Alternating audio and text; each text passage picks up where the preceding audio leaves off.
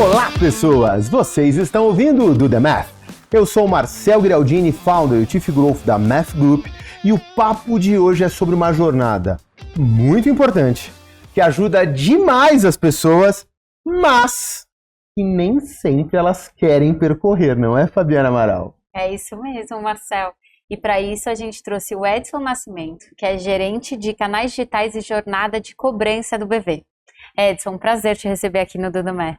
É um prazer estar aqui com vocês, poder conversar sobre esse assunto, que é um assunto que me anima, que eu gosto de falar. E é engraçado você falar disso, porque quando a gente fala de cobrança...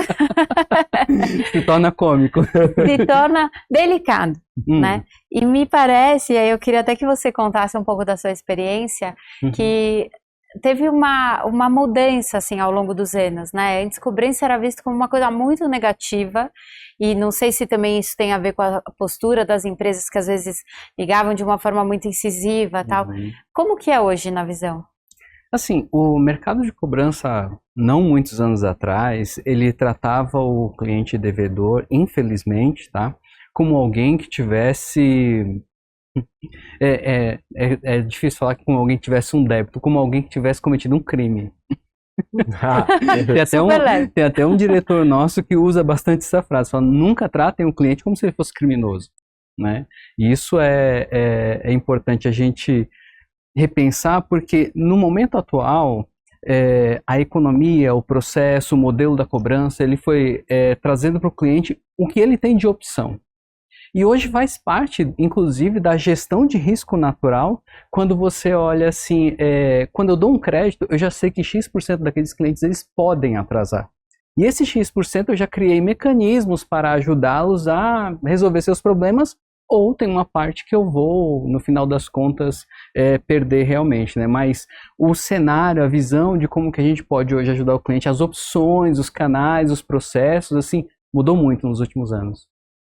Tem uma coisa que a gente estava conversando em off, que eu falei, né, na verdade nem só do off, né? Até porque eu fiquei com muita coisa na cabeça. A gente fez um alinhamento, já tem acho que umas 2 semanas para montar a pauta, e aí no off a gente conversou sobre você vai fazer uma jornada. Certo. Todo o processo de uma jornada, quando a gente vai fazer, obviamente a gente gosta de pegar qual é a dor, o que está motivando, porque tem aquela coisa da dor é o que motiva a pessoa a agir. Obviamente você tem um motivo. Porque se alguém está com um problema de cobrança, né, a pessoa quer resolver isso, porque ela está impactando a vida das pessoas. Mas todos os gatilhos, modelos, copy, o natural do mercado é olhar para o desejo. E você não consegue usar o desejo. E aí você me colocou em xeque. Não, dá sim, porque a pessoa pode ter ali de você tirar, entre muitas aspas aqui, tirar a pessoa da lama, né? Então, aí eu fico perguntando, como é que você faz isso numa jornada que em tese nem todo mundo vai querer entrar? Se entrar, talvez tenha vergonha de falar que tá nela, não quer se, né? Talvez não queira dar o telefone porque não quer que você ligue. Como conseguir mudar o mindset de estudo, ainda assim tratando com esse respeito que você acabou de colocar agora?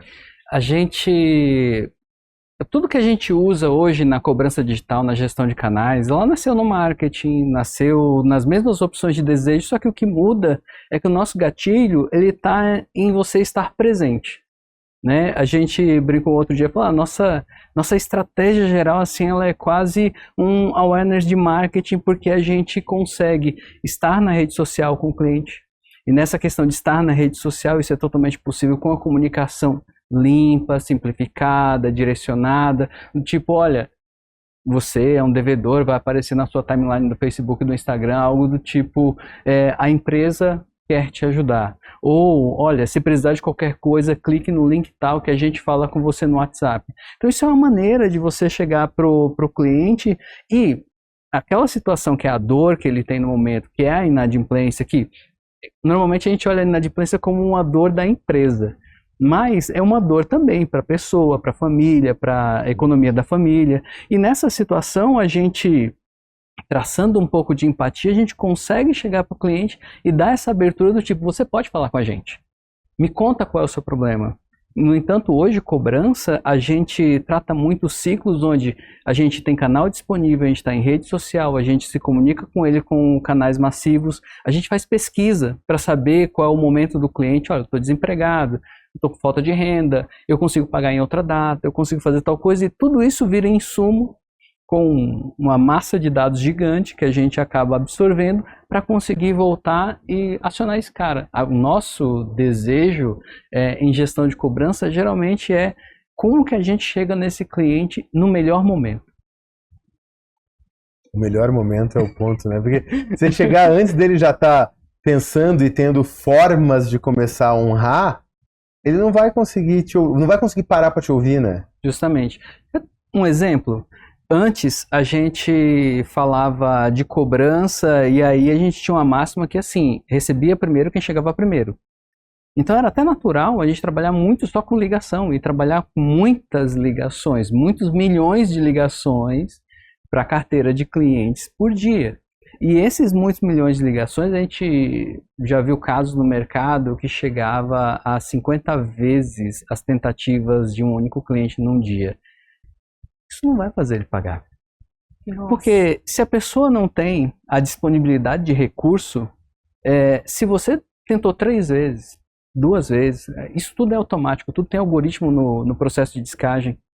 E o cliente não atendeu, não é aquele horário que ele vai te atender. Tenta num outro horário, tenta num outro processo, tenta num outro canal. Ou a gente fala assim, dá um callback para ele, manda um SMS falando, olha, a hora que você quiser me liga. Ou a hora que você puder falar, me liga, a empresa tal quer falar com você. A gente tem mecanismos, gatilhos, maneiras de criar um nudge que a gente vai trazendo esse cliente para dentro da jornada.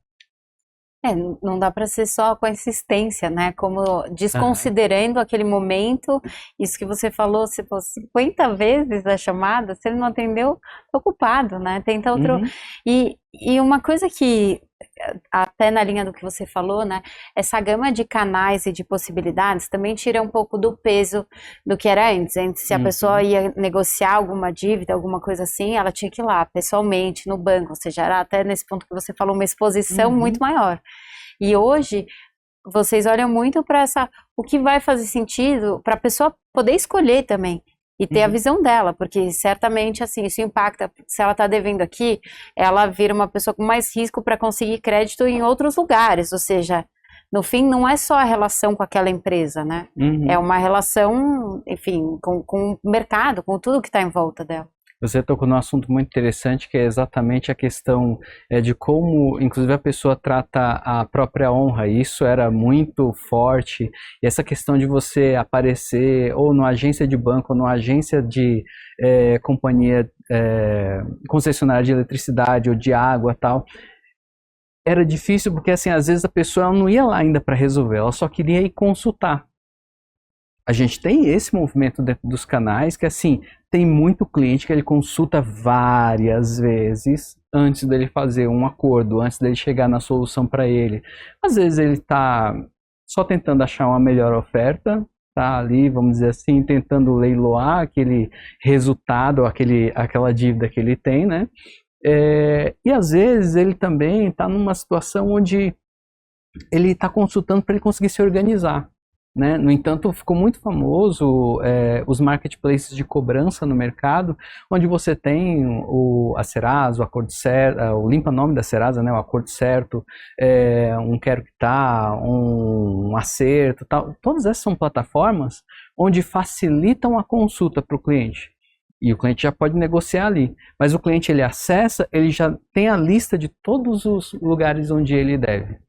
Claro, se tiver, né, uma parceria ali com essa plataforma, né? Por isso que eu falei sobre essa questão de estar presente, quase fazendo um 360 para o cliente e entender qual o momento e qual o canal que ele realmente tem preferência de acessar. Isso é uma das coisas muito difíceis, assim, a gente fechar qual canal que ele tem preferência e conseguir traçar uma estratégia que não insista no outro. Estou pensando aqui, Fabi, que quando a gente está em marketing, para falar, estamos, né? A gente está falando de canal para aquisição, né? Você está no canal de aquisição, qual é o teu problema? Saber quem é a pessoa, o melhor market fit para eu conseguir ir atrás e tudo mais, e trazê-la para conversar, porque eu tenho uma proposta ótima. Esse é um ponto. Aí você fala, no teu caso, tu não precisa saber quem é a pessoa do marketing, você tem a lista, nome, telefone, e-mail, ela tem um contrato assinado contigo muitas vezes. Então, o teu trabalho é muito orientado a um aquário. E aí você olha alguém que olha só a captação e fala, não, pô, vai ser fácil. Não, mas aí você tem outro lado. Ele não quer falar contigo, ou ele não tá no momento, ou ele tem que pensar em como é que ele vai resolver um monte de outras coisas junto. Mesmo você colocando, você pode sentar e deixa eu te ajudar a olhar o teu todo, né? E de repente você faz uma troca de vida cara por barata, vamos se reorganizar. Você tem que fazer uma outra venda, né? É outro processo quase que do zero, de convencimento muito mais difícil do que foi o primeiro.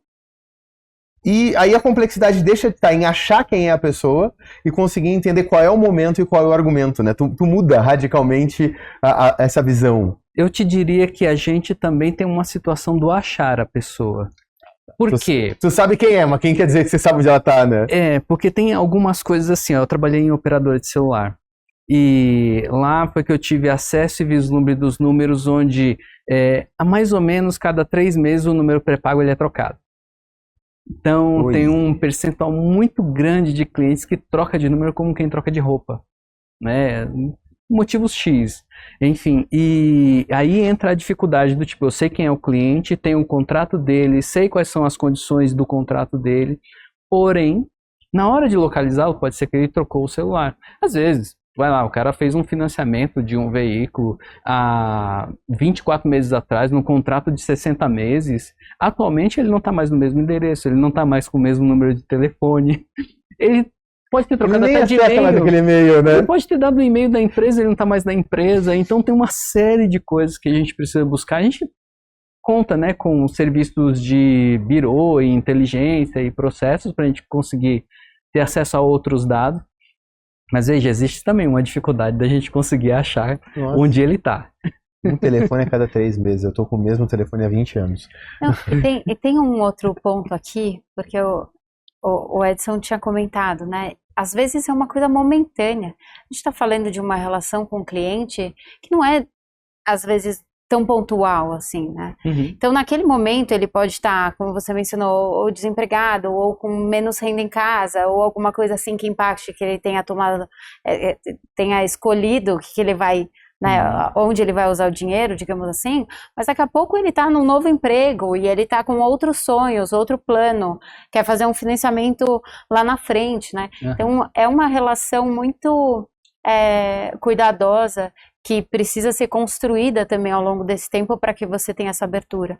E um ponto que eu queria perguntar, Edson, que a gente falou essa diferença, né, de ter tantos canais e formas diferentes do cliente fazer uma negociação. Como que foi essa movimentação para o digital? Assim, o quanto, olhando né, em algum período de tempo, quanto que você enxerga que o digital alavancou muito isso, justamente pela facilidade? O mercado ele estava se preparando ali entre, sei lá, 2015 a 2020 e tinha realmente o surgimento de muitas tecnologias, muitos processos, mas as empresas estavam se preparando paulatinamente, né? Então, daquele jeito, testa aí o canal, põe 2%, vê se funciona, não funcionou, então esse canal não deve ser bom, então testa outro canal, faz outra coisa, então estava realmente muito paulatino. Infelizmente, né, teve ali em fevereiro de 2020, a gente sentiu isso aqui no Brasil, a questão da pandemia do SARS-CoV-2, né, mas ao mesmo tempo que essa situação ruim veio para a gente, para o efeito do canal digital foi ótimo, porque todo mundo teve que de alguma forma subir as suas plataformas digitais, porque eu não podia mais ver o cliente, eu não podia mais entrar em contato com o cliente. Tinha todo um protocolo se a gente precisasse receber um cliente na empresa por qualquer motivo. Então, isso fez com que aquele caminho paulatino que a gente estava crescendo aos pouquinhos, tinha as empresas mais preparadas, outras menos, umas mais ágeis em alguns processos, mas assim, fez com que a maioria das instituições decidissem falar, olha, a gente tem que estar massivamente no digital. Muitos erros do tipo, agora que é tudo digital, então manda SMS para todo mundo, manda e-mail para todo mundo, faz tudo para todo mundo. Ao mesmo tempo, e necessariamente não funciona. E algumas vezes não era nem com a mesma oferta, né? Não era nem com a mesma oferta. Isso daí é um receio, um perigo que a gente tem na cobrança, porque assim, pela lei vale a menor oferta. Então, imagina que você fez a oferta A, B e C para o mesmo cliente, se ela não tiver uma data de validade, não tiver uma indicação de como é aquela oferta, você é obrigado a aceitar aquela oferta. Edson, eu ia mesmo te perguntar, como que é esse desafio de orquestrar bem essas mensagens e esses canais, olhando para tudo que você tem que fazer ali, dos clientes, e ainda mais que você tem perfis diferentes, às vezes é uma pessoa que está atrasada há poucos meses, num valor menor, às vezes é uma pessoa que está atrasada há muitos meses. Como que é esse desafio de orquestrar todos esses canais e as mensagens? Veja, a gente, até trazendo aqui um dado, você falou sobre a questão da recência do cliente, a gente tem uma situação em que do mercado está aberto nos números do Banco Central, dependendo do produto e da instituição, você tem cerca de 90% dos clientes que entram em atraso que se resolvem até 90 dias. Ou seja, todo aquele atraso e inadimplência que você conhece no mercado, está aumentando, isso e aquilo, são clientes acima de 90 dias. A grande maioria que está até 90 dias é temporário. Ela vai entrar, vai sair, vai entrar, vai sair. Inclusive, a gente tem uma classificação que são de clientes recorrentes, né? Isso é normal, todo mercado classifica isso, que é o cliente que você sabe que ele vai entrar em atraso, vai ficar 8 dias e vai sair. Você faz uma proposta de renegociação, repactuação de data com ele, para ele conseguir ir lá e ter uma nova data de vencimento dentro daquilo que é a possibilidade dele, mas tem muita gente que ignora esse tipo de oferta e ela paga recorrentemente atrasado. Eu conheci algumas pessoas, inclusive, que tinham cartão de crédito e recorrentemente pagavam atrasado, mas não é só mudar a data do vencimento? Mas a pessoa não se atenta a isso, não tem esse contato. Um dos nossos sócios, né, não vou falar qual, trabalhou durante um tempo em operação de cartão de crédito lá de lá e fala, cara, é impressionante o quanto isso fazia o meu número. O resultado impressionante das pessoas que atrasavam 10 dias. O cara podia mudar a data e resolver o problema dele, mas ele pagava com multa todo mês. Justamente, isso tem uma parte pesada de mora e multa que as instituições financeiras acabam recolhendo e vira parte do lucro dela, justamente. Mas, voltando à questão do desafio de orquestrar, volto no mesmo conceito que a gente estava falando de marketing. Eu preciso estruturar bem minha base de dados, porque da minha base de dados eu preciso construir bem como é que eu vou trabalhar lá as minhas fontes, vamos dizer assim, mais quentes. Preciso fazer uma boa classificação de todos esses dados. Hoje você fala muito no mundo de dados, esse dado é ouro, prata, bronze e tal. A gente também usa esse tipo de classificação para depois de tudo isso você descobrir qual o momento, qual o último gatilho. E esse último gatilho ele pode mudar o cliente de receber um SMS para receber um WhatsApp ou para não receber nada e só aguardar. O que é o último gatilho? Ele acessou algum canal? Acessou. Ele chegou aonde nessa jornada? Olha, ele foi até a página 1. Foi até a página 1, então, beleza, direciona ele para o canal que é de preferência dele. Não, ele foi até a página do boleto e gerou o boleto. Opa, qual é a data de vencimento desse boleto? É hoje. Então, vamos aguardar. Amanhã a gente vê de novo se a gente entra em contato com ele. É um exercício constante de classificação e reclassificação para que a gente consiga chegar em alguns conceitos como hiperpersonalização, NBA. E isso é uma coisa que o mercado agora está começando a observar, a buscar, porque assim você junta o poder dos dados e junta o processo de orquestração para você conseguir juntar isso e personalizar um ponto do tipo, o Edson, ele não adianta, não liga para ele só responde no WhatsApp. Beleza, por que eu vou gastar, e isso tem um custo em telecom, em ligar para esse cliente? No passado a gente mandava carta, mandar uma carta para esse cliente, né? A gente falava fazer uma mala direta, né? Não faz sentido. Se ele só atende no WhatsApp, e aí agora a gente tem alguma migração de tecnologia, porque quem é Android também está, às vezes no WhatsApp, às vezes a pessoa tem uma preferência no RCS, que é um SMS ali, que tem imagem, carrossel, tem um processo que a pessoa consegue trabalhar. Então, a gente tem que ir conhecendo o cliente. Acho que o desafio todo está em quanto você conhece o cliente e quanto essa informação está acessível para você fazer uma classificação. E em cobrança, às vezes passa de diária para trabalhar em D-1 hora, D-30 minutos, porque a gente está com um lote de ações para sair. Parte desse lote pagou agora há pouco e já entrou a baixa, faz sentido eu incomodar o cliente. A mensagem muda, eu vou ver como é que foi a experiência dele, eu vou agradecer ele do pagamento, vou fazer uma outra coisa. Por isso que eu falo que assim, tudo vai mudando no decorrer do dia, a gente vai achando e vai fazendo a campanha e adequando. Eu não consigo me furtar a pensar da parte do... Não chega a ser vergonha, vamos dizer assim, essa indisposição, né, de não querer se expor muitas vezes o contato humano direto. Não estou falando, não é humano, contato físico. Eu não quero lá me expor a sentar e conversar e verem que eu estou negociando, porque vou ser julgado. Não tem como a gente furtar. É natural do ser humano querer, de repente, buscar essa autopreservação. Você está numa grande instituição que... né, financia muita coisa. Então, você consegue comparar o canal. Você entende que tudo subiu na pandemia, mas quando você olha o performance do digital do processo de aquisição para um processo de recuperação de dívidas, você entende que vocês continuam performando em alto tom, porque agora a gente está percebendo o híbrido, né, o on-off ali, o phygital aparecendo muito mais em captação. A depender do produto, eu também quero poder um contato humano. Hoje, isto é uma realidade em cobrança ou não? Vocês ainda estão performando ali como se fosse pandemia, porque tem essa vantagem da não exposição? Eu acho que a gente está num momento de fazer mais uma adequação de jornada. E você falou do digital, né? A gente está trabalhando um conceito que é muito parecido, mas da fluidez da jornada do cliente. Imagina que um cliente recebeu um contato, vou falar de financiamento de veículo, que é uma coisa que precisa ter contato pessoal. Óbvio. Tem que ver o carro, né?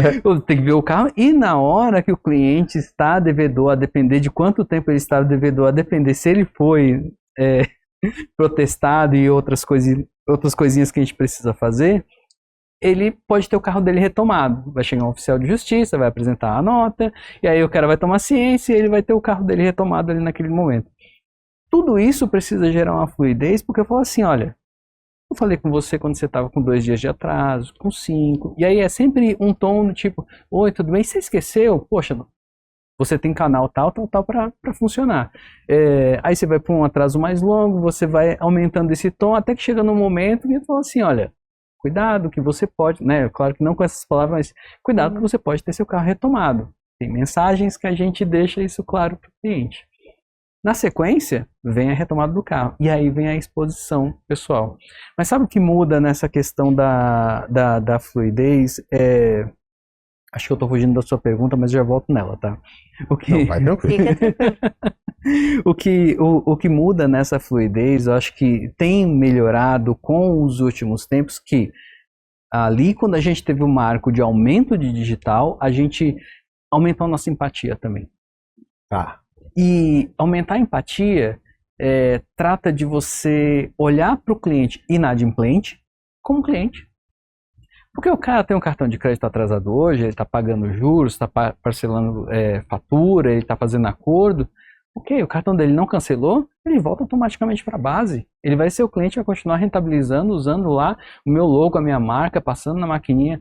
Ele atrasou o veículo, beleza, ele paga as multas, paga em atraso, renegocia aquele processo do contrato dele, tem uma nova chance de voltar e terminar o financiamento dele, porque... E depois fazer até outro, né? Justamente o que o banco quer é uma recorrência, o que a empresa quer é uma recorrência, que é chega lá no final do contrato, o cliente fala assim, nossa, eu gostei, até no momento difícil eles me ajudaram, então vou voltar a comprar com eles.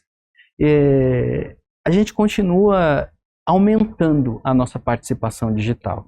A gente continua ampliando, eu acho que já não mais em canais, mas realmente em eficiência. Isso, vamos dizer assim, reduziu, de certa forma, o custo de cobrança de uns anos para cá. Mas eu não diria que a gente chegou num patamar melhor ainda. Acho que a gente ainda tem degraus a galgar, justamente por conta dessa questão de orquestração e jornada. E Edson, nesse sentido de reduzir o custo, passa por um momento, como você mencionou, de algumas empresas ali. Primeiro era uma coisa mais analógica, digamos assim, né? E certamente com menos controle ali de quantas ligações, etc. Tá, você tinha os sistemas ali de URA, tal, tinha alguns dados, mas hoje a gente está falando de um volume muito maior de dados, né? Então, quando você traz a eficiência, ela também tem muito a ver com essa capacidade de orquestrar, para não fazer tudo ao mesmo tempo, porque as empresas que continuam fazendo tudo ao mesmo tempo, elas continuam gastando rios de dinheiro, porque coloca o time de call center para ligar, manda e-mail, manda SMS, manda WhatsApp e vai empilhando moedinha ali. Assim, e aí o custo na verdade, o custo dessa recuperação do crédito é super alto. E não porque a empresa não está conseguindo de fato recuperar o crédito, mas porque ela está gastando mais do que ela precisa, né? Sem fazer essa otimização, digamos assim, de canais. É natural que as empresas elas costumem a fazer cálculo de custo de aquisição, CAC, né? Então tem ali o custozinho de aquisição. Para eu ter um plástico, emitir, embossar, fazer isso, aquilo no cartão de crédito, me custa tanto, o cliente só vai me dar esse retorno daqui a 36 meses, se ele atrasar, ou se ele fizer um parcelamento, ou se ele fizer tal coisa, tem aquela questão da rota de alternativas. Naturalmente, a gente deveria calcular também quando o cliente está inadimplente da mesma forma. A gente não calcula. A gente não calcula. Vou dizer aqui uma coisa assim, quem trabalha nas empresas de cobrança, às vezes está olhando assim, olha, eu tenho uma receita, e para chegar nessa receita eu posso gastar até tanto. E aí o gastar até tanto eu vou variabilizando o que eu vou usar. Mas o cálculo deveria ser feito igual um LTV. Quanto custa uma ligação? Custa X. Quanto custa uma carta, um SMS, um e-mail, um WhatsApp, todo esse processo, ter tudo isso bem calculado, porque aí você distribui e fala, tá, beleza, eu não vou ter um perfil só de cliente. Esse cliente ele precisa de um SMS, uma ligação e um e-mail. Esse cliente ele precisa de um SMS e um e-mail só. Esse daqui ele só precisa do WhatsApp. E aí você vai classificando e dirigindo isso de um modo que sim, dá para economizar, né? Dá para economizar no processo de cobrança e dá para ser eficiente. O maior cuidado que a gente fala no processo de cobrança é quando começam a economizar, gostam do lucro, falo de empresas parceiras, tá? Claro. E abre a mão e abre a mão da meta, do resultado esperado, e é eficiente, hiper eficiente, mas não assim, é eficaz. Não é suficiente, justamente. Você deu um monte de exemplo agora, e a gente, não só no podcast, mas a gente na MEF em si, trabalha muito com esses termos, KPIs, técnicas, numa visão de growth. Então você vai falar, só para colocar uma bibliografia, quase tudo que você colocou até agora, se você pegar lá a Bíblia para alguns lá, o Growth Hacking, você vai ter. Né? Faz variação de jornada, tenta ir da jornada mais cara para a jornada mais barata, tenta entender um momento, e no momento certo pode aumentar custo, de repente aumentar a frequência, porque tu não pode perder a janela de oportunidade. Então a gente está falando, só que isso é tudo técnica de growth. Saindo um pouco especificamente da jornada e das suas estratégias, deixa eu descer um pouco mais operacional. Você vai capturar um time de growth para fazer essas estratégias? Um pessoal que aprendeu olhando como crescer, como bater sininho. Qual é o time que tu captura para montar a tua estrutura? Cara, é difícil. Capturar foi horrível. Gente, tô falando recruta. Ele não sai na rua armado capturando ninguém. Calma. Você recruta o seu time. Minha frase foi horrível, desculpa. Mas hoje em dia, profissionais de inteligência ou estratégia de cobrança ou canais de cobrança estão difíceis de serem achados. Você precisa de uma ambidestria. Você precisa de alguém que conhece de negócio, porque não dá para você ficar trazendo N estudos para um gestor ficar decidindo para você. Você precisa decidir direto. Você precisa ter um rol de decisão e decidir, né? E você precisa de alguém que entenda de dados e que entenda de comunicação. De comunicação mesmo, sabe? O bom senso de saber escrever uma frase eficiente, de colocar no e-mail e entender que não adianta colocar 50 termos no e-mail. Coloca uma frase curta, direta, objetiva e dá o ponto do clique para a pessoa utilizar. A gente precisa dessas ambidestrias e necessariamente a gente não vai achar esse profissional dentro do mercado de cobrança. Às vezes a gente vai achar ele sim em marketing, vai achar ele em CRM, vai achar ele às vezes pessoas que têm uma experiência híbrida.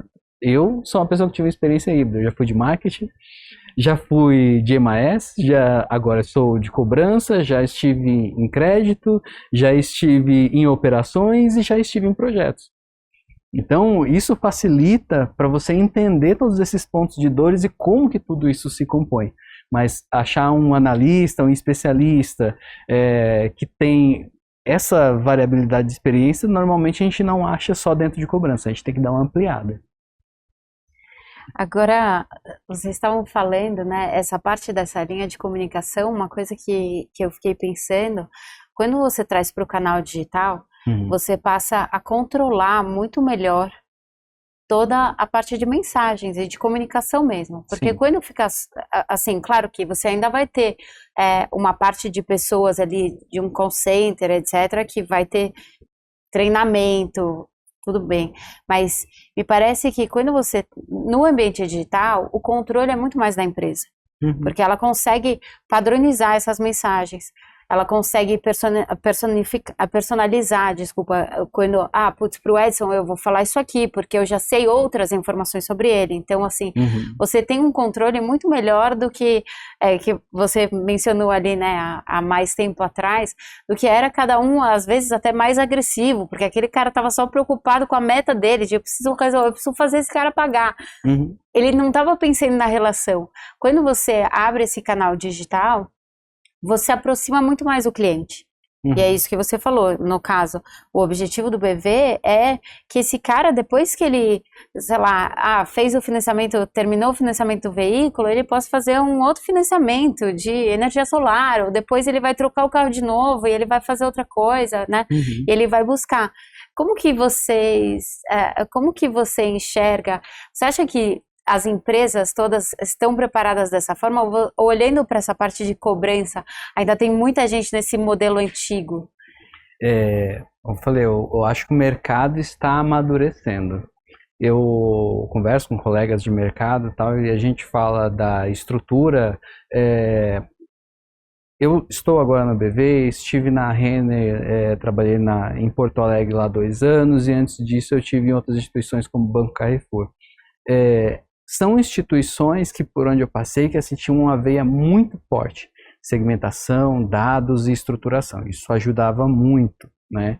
Mas o que eu via com os outros parceiros, até com os prestadores de serviço que trabalhavam comigo, é que eles estavam assim, tentando do tipo, olha, o que vira realmente é fazer uma mensagem dizendo, olha, seu CPF pode ser cancelado, sua CNH pode ser bloqueada, não sei o que. Não, gente, você não pode ameaçar o cliente. Você precisa conscientizar o cliente, mas se ele não quiser pagar? Se ele não quiser pagar, ele faz parte de um cálculo de um grupo que vai virar em perda. A gente precisa negociar, precisa comunicar, precisa convencer, mas tem muita gente ainda tentando. O terrorismo parece que espanta, né? Me fica uma... eu estou tentando ir por esse lado, mas daí eu faço uma mensagem... Você falou do copy, né? Alguém sabe escrever. Mas daí eu faço uma mensagem que, na verdade, eu te afasto. Tipo, tua CNH vai ser cancelada, né? Eu vou te chamar de feio pela rua. Você não está se aproximando para criar uma relação do vamos resolver isso, para inclusive manter este cliente na tua base depois. Sim. Tu está fazendo uma estratégia de coloca ele lá. E eu acho que a empatia que tu trouxe logo no começo do marketing, que é o que, né, a gente normalmente você tenta vender sonhos, você tem que conseguir vender isso de uma outra forma, mais pé no chão, mas não dá pra não ser mais empático, né? Não dá pra jogar isso fora. Me parece até um contrassenso. Talvez por isso que a gente olha isso pra uma coisa tão velha, porque já tá tão provado que não funciona, né? Mas quem trabalha fazendo a recuperação de crédito ainda tem uma pressão a respeito de metas, processos e tal. Então, a pessoa, ela dentro do mundo dela, dentro do processo dela, ela está tentando e está tentando genuinamente chegar num resultado. Só que, às vezes, tem resultados que você não constrói de uma vez. Você não constrói na semana seguinte. Eu tenho um canal que eu venho trabalhando ele, que a gente... Primeiro de tudo, a gente errou muito nesse canal, tal, depois se acertou, se redesenvolveu. Realmente, a gente redesenvolveu, derrubou tudo que tinha e começou do zero. E aí a gente levou 6 meses para chegar no patamar que a gente está hoje. E aí, isso é um canal de WhatsApp. E às vezes vem alguém do mercado, eu fiz uma palestra sobre isso na Meta, né? Mas como é que você consegue fazer tudo isso? Falei, com paciência, parcimônia, boa segmentação e uma comunicação eficiente. Porque, não sei se você sabe, na Meta você precisa, inclusive, ter uma inteligência da criação do HSM, porque você pode, mesmo sendo um processo de cobrança, você pode ser taxado em marketing. Marketing custa 7 vezes mais do que uma mensagem de utilities, que é a mensagem de cobrança. Então você precisa de toda uma inteligência de comunicação, de processo. Como você falou assim, eu não tenho um profissional de copy dentro da minha equipe, mas os profissionais que estão na minha equipe, eles entendem bem de copy. Inclusive eles usam lá os primos deles, o Copilot, o GPT, uma série de coisas para conseguir dar eficiência nisso. Tem que ver se o Lhama vai saber melhor conseguir arrumar as coisas no WhatsApp, vai saber. E tem que, assim, entendendo do negócio e de qual é o objetivo, entendendo o tom, você vai buscar, de repente, às vezes, área de apoio, mas você vai conseguir construir o racional do que você precisa, né? E mais nessa linha, é um relacionamento. E as pessoas vindo de outras áreas também, como você, têm muita bagagem para aportar nessa parte de cobrança. E Edson, desde que a gente começou a conversar, essa eu não posso esquecer, a gente esqueceu até de pôr no roteiro, mas essa você eu não posso esquecer. Que a gente faz uma pergunta para todo mundo, quando a gente lembra, e aí então, por quê? Eu fiquei me cobrando, de qual é o principal KPI, ou os principais KPIs que você olha para entender a tua operação, como vai. E eu tô aqui numa coisa ambidestra para copiar a sua palavra, que parte da tua operação quase que é uma operação de automação de marketing. Não, operação de canal digital, automação de marca. E o outro lado, você tá falando, não, é de qualidade de atendimento. Eu fiquei meio, né? Quais são os seus indicadores hoje? O nosso indicador é eficiência.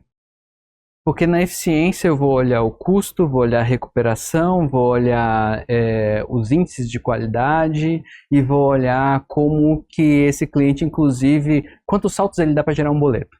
Tá. Que a gente fala, olha, o cliente ele não pode ter um canal onde ele faça 10 saltos para chegar no boleto. Tem que ser no mínimo 2. Você mostrou a dívida, a pessoa entendeu qual é a dívida dela, viu as opções, já dá a escolha para ela já gerar o boleto. E quando ela escolher, não precisa confirma a geração do boleto? Não precisa, você já pode gerar o boleto. Então,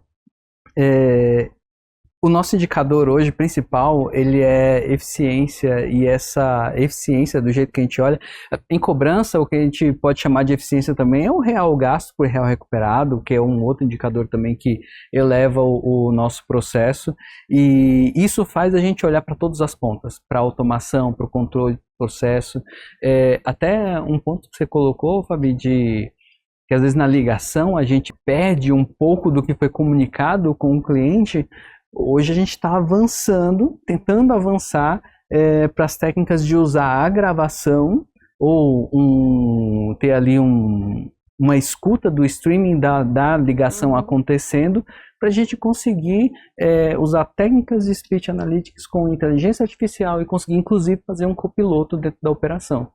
Né? Porque às vezes o operador também, o atendente que está fazendo aquele processo, enfim, ele depende da memória dele para ele lembrar, nossa, esse tipo de cliente tem tal oferta, esse tipo de cliente tem tal rol de oferta, esse outro tem tal coisa, e às vezes a gente usar uma ferramenta para ajudar ele a chegar nisso pode ser um pouco mais padronizado, mais exato, mais diretivo, e às vezes até gerar menos esforço.